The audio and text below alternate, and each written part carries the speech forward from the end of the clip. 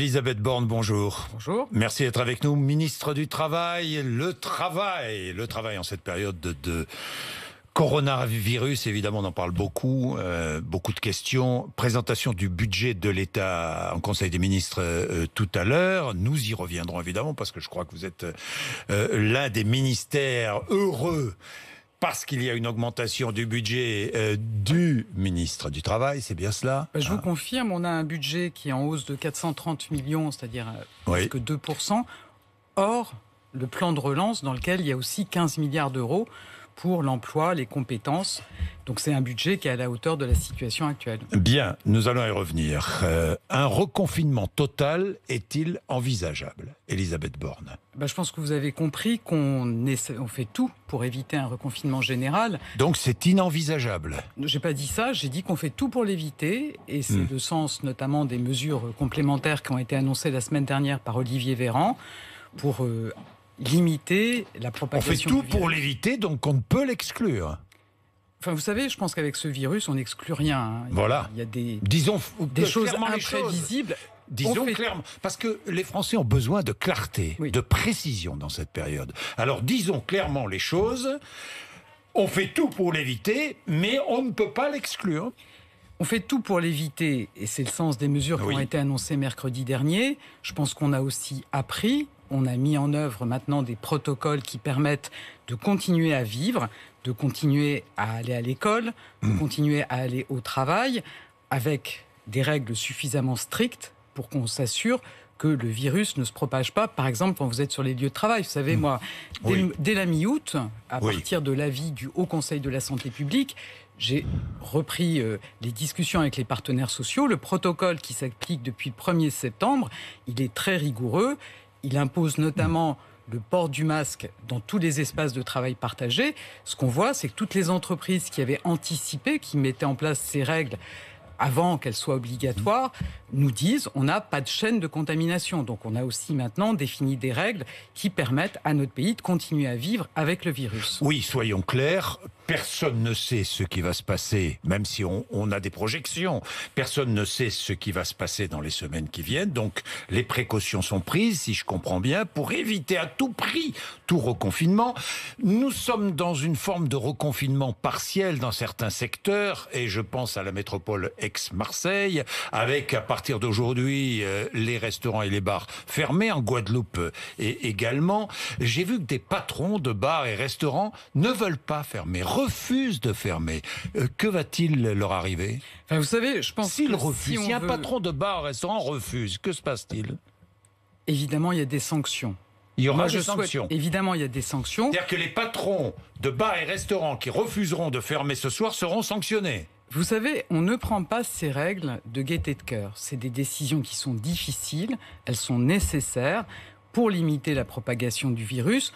On a eu une 50aine de clusters dans des restaurants depuis le déconfinement, et on sait qu'on a 3 fois plus de risques d'avoir effectivement une contamination dans les restaurants ou dans les bars. Plus dans un restaurant que dans un salon de coiffure. Je ne sais pas si vous avez remarqué, mais quand vous allez chez le coiffeur, vous avez un masque. Oui. Le coiffeur a aussi un masque. Quand je rentre quand au vous restaurant êtes au restaurant, par définition, quand vous mangez, vous n'avez pas de masque. Oui. Voilà. Et donc, par exemple, les règles en entreprise, dès que vous êtes à plusieurs dans un espace, vous avez un masque. C'est pas possible au restaurant. Donc c'est pour ça qu'il y a des risques particuliers et qu'on a été amené à prendre ces mesures. Moi, je voudrais le dire très fortement. C'est des professions qu'on accompagne massivement. J'allais vous en parler. Depuis le début de la crise. On les a réunis avec Bruno Le Maire 2 fois la semaine dernière pour leur dire qu'on sera au rendez-vous. On sera à leur côté pour s'assurer qu'aucune entreprise ne met la clé sous la porte parce qu'il y a ces fermetures, a priori pour 15 jours, et j'espère que ça suffira. Bien. Mais voyez, pour ce qui me concerne, on prend en charge les rémunérations des salariés sans aucune charge, aucun reste à charge pour l'entreprise. Salaire pris à charge à 100%, oui. Donc, des salariés, annulation des charges sociales et fiscales pendant la période de fermeture, c'est bien cela, Elisabeth Borne, et puis ce fonds de solidarité jusqu'à 10 000 euros par mois. Non, 10 000 euros, oui, si, par mois, pardon. Par mois, oui. Mais pour qui ? Pour les restaurateurs ou les bars qui sont fermés, et donc ça compense les pertes de chiffre d'affaires. Donc je reste fermé 15 jours, je vais toucher 10 000 euros. Non, 15 jours, c'est la moitié d'un mois, donc c'est la moitié de 10 000 euros. Donc 5 000 euros. Voilà. Non, mais que tout soit clair pour en fait, ces patrons on a de bars et annoncé restaurants. ces mesures. Vraiment, parce que le sens de ce qu'on fait, c'est de protéger ces entreprises qui sont fermées. Et on les protège pour qu'elles ne soient pas effectivement en difficulté, pour qu'elles ne soient pas amenées à déposer leur bilan. Moi, je le redis, les entreprises, et j'entendais sur votre antenne une dame qui disait qu'elle ne s'en sortirait pas malgré les aides, discutons-en. Mais vraiment, que chacun applique les règles, c'est très important. Vous savez qu'à Marseille, les services de réanimation commencent à être à nouveau très très sollicités. Donc du coup, il faut qu'on soit tous responsables et on sera aux côtés des entreprises, moi je le redis, pour prendre en compte leurs difficultés et les accompagner pendant cette fermeture. Elisabeth Borne, donc fonds de solidarité tant que durera la fermeture. Absolument. On est bien d'accord. Si par exemple c'est prolongé, j'espère pas, mais si c'est prolongé pendant 2 mois par exemple, pendant 2 mois il y aura fonds de solidarité. Alors j'espère que ce ne sera pas le cas, mais je vous confirme qu'on sera aux côtés des entreprises, qu'on les accompagnera pendant la fermeture. Le télétravail, comment développer le télétravail, parce qu'on s'est aperçu de l'utilité du télétravail pendant cette crise sanitaire. Alors comment le développer fortement dans les métropoles? C'est ce que demande le ministre de la Santé, Olivier Véran. Pas d'obligation imposée aux entreprises. Le télétravail, c'est une pratique recommandée depuis le début de la crise. Dans le dernier protocole qui a été publié le 1er septembre, il est très recommandé, a fortiori dans les zones où le virus circule très activement.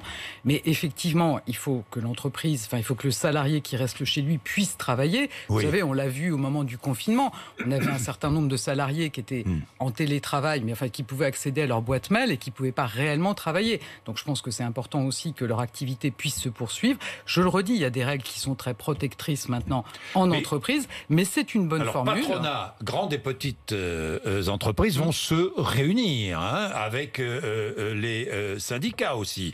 Négociation sur le télétravail. Qu'attendez-vous de cette négociation? Je pense que c'est très important que cette négociation ait pu être lancée, parce que le télétravail, ça s'est mis en place de façon, on va dire, quasi instantanée au moment du confinement, mais ça peut aussi être une pratique durable qui permet aux salariés, notamment dans les grandes villes qui ont souvent des temps de travail très importants, d'avoir moins de fatigue, moins de temps de travail. Mais que souhaitez-vous?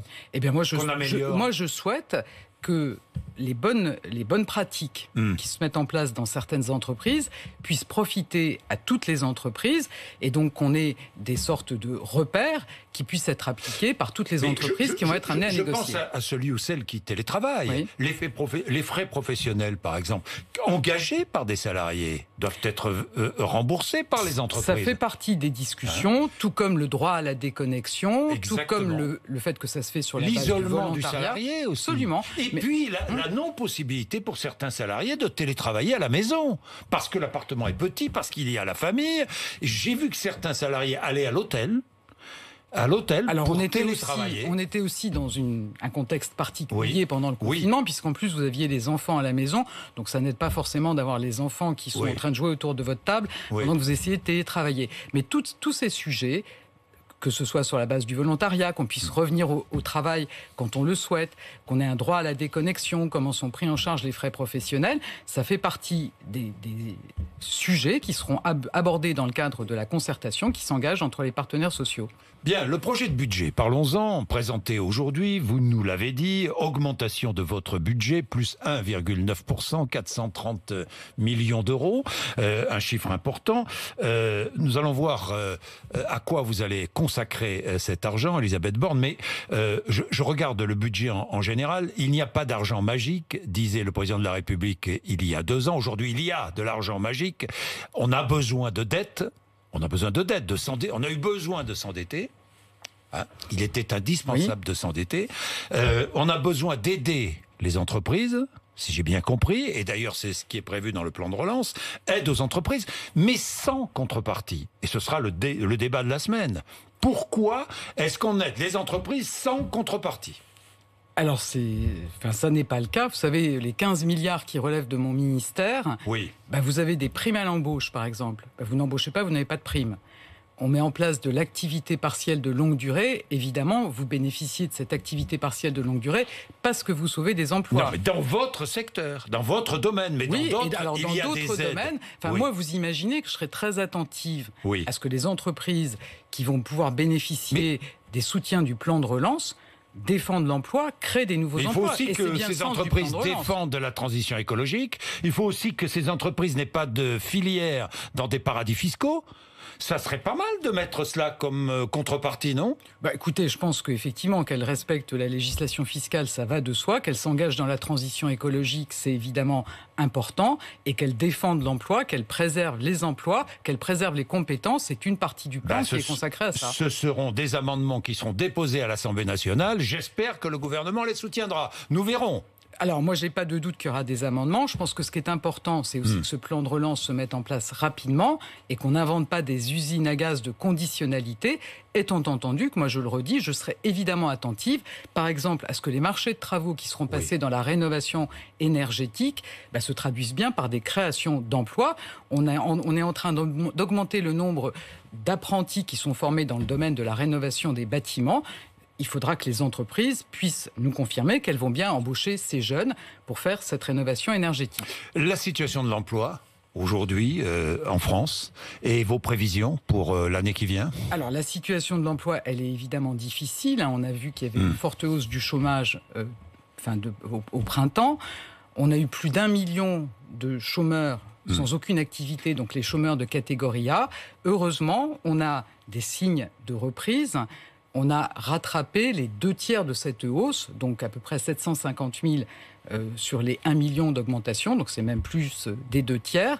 Et aujourd'hui, moi je vous dis, on a eu des légères baisses des chômeurs, toutes catégories. On a aussi l'activité partielle, vous savez, qui a permis de payer les rémunérations de 9 millions de Français, près de 9 millions de Français au plus fort de la crise. En août, on était à 1,3 million.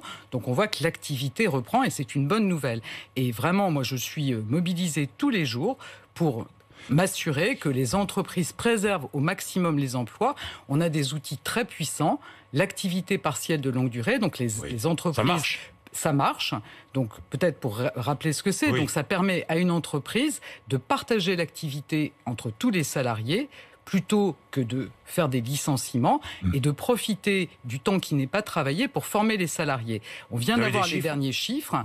Il y a plus de 300 accords qui ont été signés par des entreprises qui concernent plus de 50 000 emplois. Donc effectivement, moi j'invite toutes les entreprises à se saisir de ces outils pour protéger les emplois et pour protéger les compétences. Alors les jeunes, on s'inquiète beaucoup évidemment pour les jeunes en cette période, les jeunes en difficulté. Je voudrais parler des contrats d'apprentissage. Ça aussi, ça marche bien, le contrat d'apprentissage, sauf que il y a beaucoup de demandes et toutes les demandes ne sont pas satisfaites, loin de là. Loin de là. Alors, à la fois pour les jeunes, mais pour les chômeurs aussi. Alors, l'objectif, c'est évidemment que tous les jeunes qui veulent faire de l'apprentissage, c'est une très bonne voie pour trouver un emploi qui puisse effectivement rentrer dans un centre de formation pour apprentis. Avant l'été, vous savez, il y avait beaucoup qui nous disaient ça va être un effondrement, moins 30% par rapport à l'an dernier. Là, aujourd'hui, on a effectivement des signaux positifs. Là aussi, l'objectif de maintenir le nombre de contrats 368 000 contrats d'apprentissage en 2019. Voilà, mon objectif. Est-ce que nous allons faire aussi bien ou mieux peut-être en 2020 ? Mon objectif, c'est qu'on fasse aussi bien et les indications qu'on a me confortent dans le fait que cet objectif est atteignable. Vous savez qu'on a mis en place des primes pour les entreprises qui signent un contrat d'apprentissage ou un contrat de professionnalisation, 5 000 € pour un mineur, 8 000 € pour un majeur. Donc ça n'a jamais été aussi facile et aussi peu coûteux de signer un contrat d'apprentissage. Là aussi, je pense que c'est important qu'on permette à nos jeunes de se former. C'est des compétences dont on aura besoin avec la reprise de l'activité économique. 430 millions d'euros de plus. Vous dites, je vais utiliser cet argent pour les plus en danger, les plus vulnérables, les plus précaires. Notamment sur l'insertion par l'activité économique. Oui. Donc évidemment, c'est sur ces personnes en difficulté qu'on va mobiliser ces 430 millions à côté des 15 milliards de plus, vous savez, dont notamment 6,7 milliards pour le plan jeune, qui est un plan massif qui triple les moyens consacrés à l'emploi des jeunes, à côté de l'activité partielle de longue durée et de la formation. Donc c'est 7,6 milliards d'euros. Donc on a des moyens massifs pour permettre à chaque jeune de trouver une solution pour ne pas rester sans formation ou sans activité. On a des moyens massifs pour permettre aux entreprises de protéger les emplois et de former leurs salariés. Le raid de Veolia sur Suez, quelle pagaille, quelle foire d'empoigne, quelle image donnée par les grandes entreprises françaises, franchement, Elisabeth Borne. Je confirme que je trouve que ça n'est pas formidable. Le gouvernement a un objectif, c'est évidemment qu'on protège les emplois, quel que soit le repreneur. J'allais vous parler des emplois, justement. Oui, voilà, moi je vous dis ma priorité, la priorité du gouvernement, c'est évidemment qu'on protège les emplois, que un rapprochement avec Veolia ou avec quelqu'un d'autre ne se traduise pas par une suppression d'emplois. Vous demandez, il ne faut pas qu'il y ait la moindre suppression d'emplois. Donc moi je ne sais pas quels sont les autres repreneurs qui sont sur les rangs. Le PDG de Veolia m'avait assuré que dans son offre il n'y avait pas de suppression d'emplois. Je pense qu'il n'y a aucune raison qu'il y ait des suppressions d'emplois à l'occasion de ce rapprochement. Puis évidemment, vous aurez compris qu'on souhaite aussi qu'il y ait un actionnaire dans la mesure du possible français pour Suez. C'est le pire de la finance, là. Oui, je pense que c'est pas terrible, effectivement, de s'écharper par médias interposés. Assurance chômage, le retour de la réforme, donc, vous confirmez, avec des discussions, évidemment. Mercredi, réunion patronat-syndicat, avec patronat et syndicats. Application de la réforme suspendue jusqu'au 1er janvier. Absolument. Donc, vous savez que juste après son entrée en fonction, le Premier ministre avait souhaité avoir une grande conférence du dialogue social où on a abordé beaucoup de sujets et on a notamment décidé de reporter la mise en œuvre de l'assurance chômage, de la réforme de l'assurance chômage au 1er janvier. On a aussi prévu d'engager dès le mois de septembre, et c'est ce qu'on fait mercredi prochain, des discussions pour caler les paramètres de cette réforme de l'assurance chômage. Et donc, on abordera ces sujets lors de la rencontre mercredi prochain. Durcissement des règles d'indemnisation du chômage, là, vous maintenez. C'est vous qui présentez ça comme ça. Passer de 4 à 6 mois travaillés.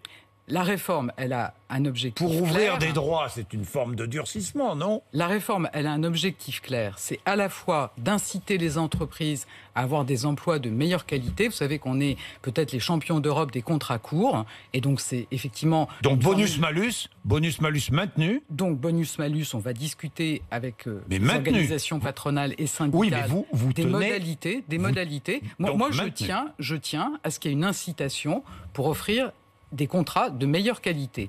Et puis, réciproquement, si je peux dire, on doit aussi s'assurer que tout demandeur d'emploi est incité à retrouver un emploi et que, par exemple, vous ne gagnez pas davantage en étant demandeur d'emploi qu'en étant en activité. Et ça, c'est la réforme qui est prévue sur le calcul de l'indemnité chômage. Donc, ces deux sujets seront... Le calcul du salaire journalier de référence, c'est cela.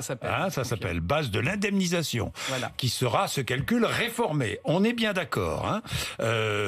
Je donne des précisions sur les revenus perçus au cours des 24 derniers mois pour les moins de 53 ans et au cours des 36 derniers mois pour les plus de 53 ans. On va discuter des modalités de ce calcul, comme on va discuter des modalités du Aujourd'hui, c'est 12 mois. L'objectif étant évidemment pas de mettre des gens en difficulté, mais de s'assurer qu'on est toujours incité à reprendre un emploi. Bien. Vous serez candidate aux élections régionales en Haute-Normandie ? Je ne vais pas vous répondre aujourd'hui. Moi, je suis évidemment... Vous serez candidate au régional ? Soyons francs. Alors, je ne vous répondrai pas aujourd'hui. Je peux vous dire que c'est... Vous savez que c'est en mars, ces régionales. Tout le monde dit « je ne vous répondrai pas, je ne vous répondrai pas ». C'est quelle préparation ? Moi, je me mets à la place des électeurs. Alors, moi, je peux dire que c'est quelque chose qui m'intéresse, mais je pense qu'il ne vous a pas échappé non plus. Il ne vous a pas échappé non plus que l'emploi... L'insertion, le travail, c'est des sujets qui sont au cœur de la crise actuelle et qu'il faut aussi que je puisse consacrer tout le temps nécessaire. Qui décide, c'est vous ou c'est le président de la République ? Avec le président de la République et le Premier ministre. Oui, c'est lui qui voudra. Vous avez envie d'y aller. Si j'ai compris, je résume. Vous avez envie d'y aller, mais vous attendez le feu vert du président de la République. J'ai aussi une mission au gouvernement à laquelle je dois me consacrer. Mais j'ai vu que le président de la République souhaitait que ses ministres aillent au régional, donc ça tombe bien pour vous. Est-ce que vous souhaitez, j'ai une dernière question, parce que j'ai regardé ce sondage avec intérêt, est-ce que vous souhaitez le retour d'Édouard Philippe dans la vie politique ? comme 54% des Français? Écoutez, je pense que le Premier ministre, Édouard Philippe, c'est évidemment quelqu'un qui a beaucoup donné à notre pays, qui a certainement encore des choses à faire. Oui. Et donc, il a évidemment toute sa place. Donc, vous souhaitez son retour en politique, oui. Écoutez, c'est lui qui en décidera du moment et de la forme. Mais ça, c'est sûr. Je pense que c'est quelqu'un qui a beaucoup apporté et qui a certainement encore beaucoup à apporter. Et pourquoi ne pas dire oui, je souhaite qu'il revienne non non, mais parce que ça va vous mettre en difficulté si vous dites ça. Bon, Elisabeth Borne, je ne vais pas vous embêter plus longtemps. Il est 8h54. Vous êtes sur RMC et BFM TV.